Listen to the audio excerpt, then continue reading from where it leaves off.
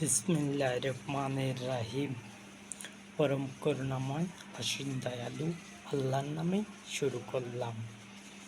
এই মানব জাতিতে আমার কথা নিশ্চয়ই উঠবে টিভি সেন্টারে, কিন্তু তোমরা যেই টিভি সেন্টার আমার কথা উঠাবে তাকে পুরস্কৃত করা হবে। যেই লোক আমার কথা টিভি সেন্টারে উঠাবে তাকেও উপযুক্ত সম্মান করা হবে, কিন্তু সেটা সে জানে না। কি দিব?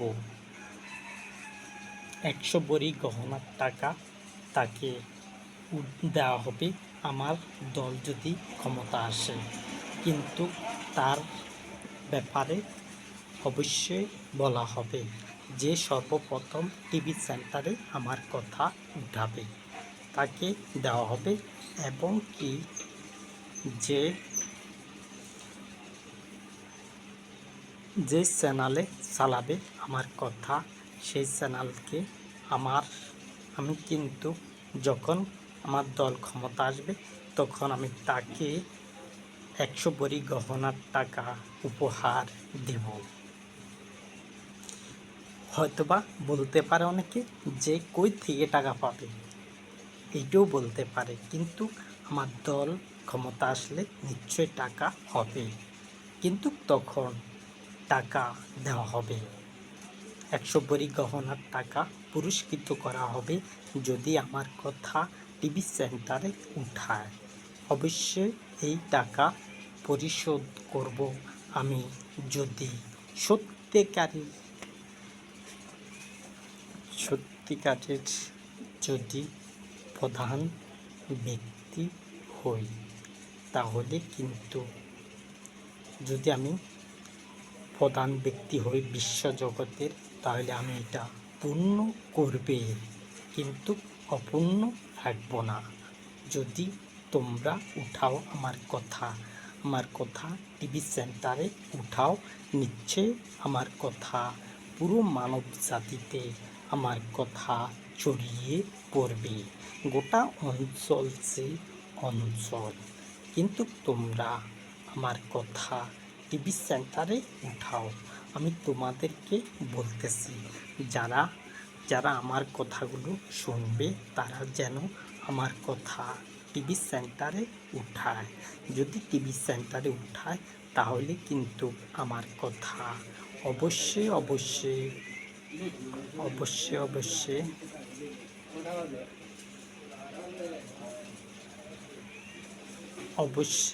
আমার কথা বহাল হবে মানব জাতিতে। আমি কিন্তু একজন বিচারক।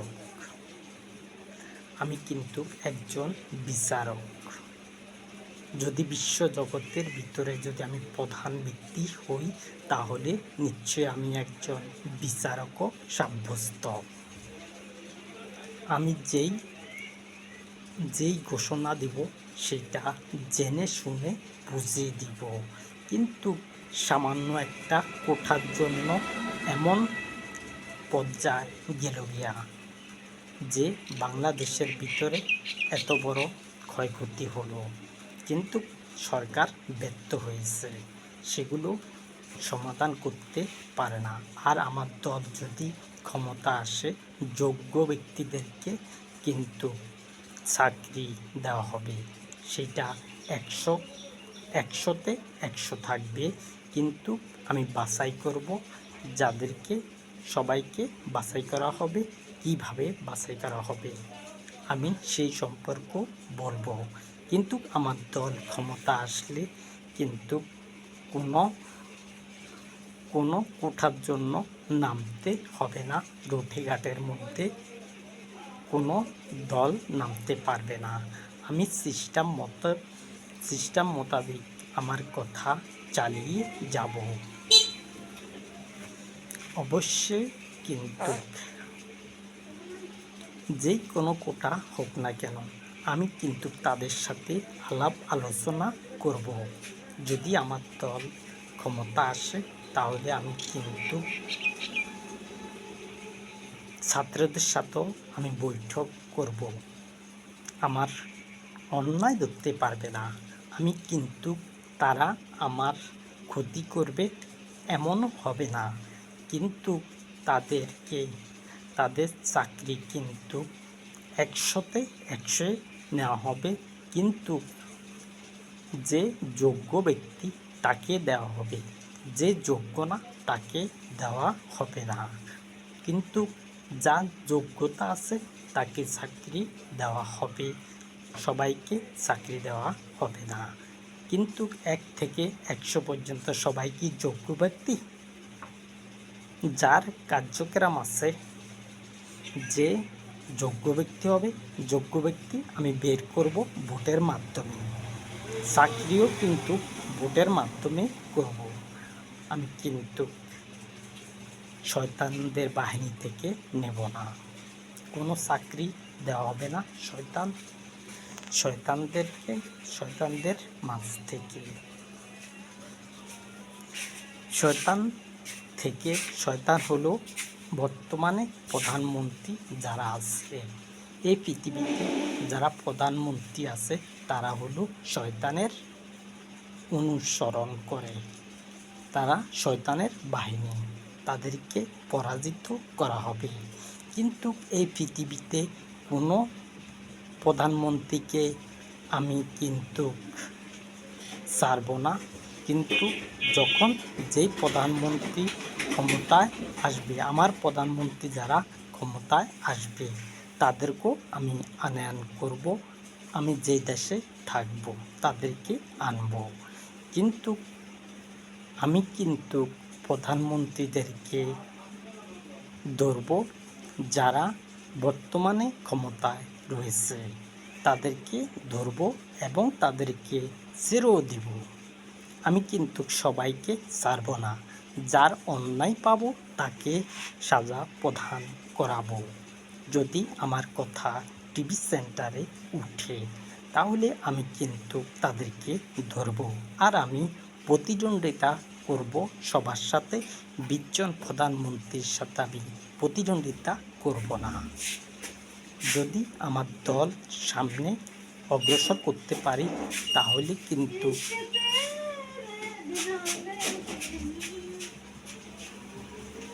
যদি আমার দল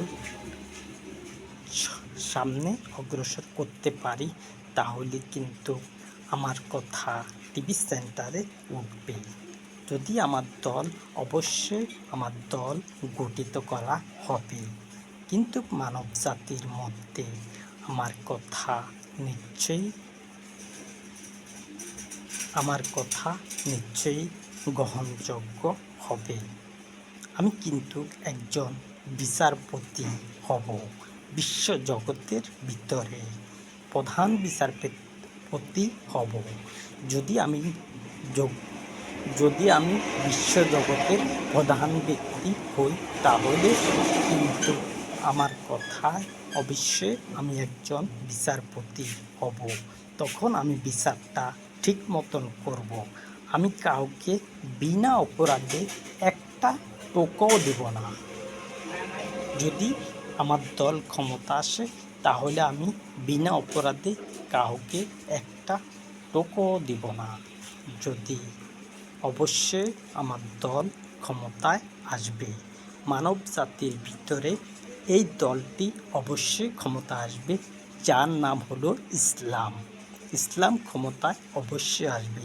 আর আমি যদি একবার ব্যর্থ হই তাহলে এই বিশ্বজগৎ না, এই পৃথিবীর মধ্যে কোনো দেশের মধ্যে কিন্তু ইসলাম ক্ষমতায় আসবে না। একটা দেশও ইসলাম ক্ষমতায় আনতে পারবে না, আনলেও কিন্তু বিচার সেরকম হবে না। আমার দল অবশ্যই টিভি সেন্টারে আসবে।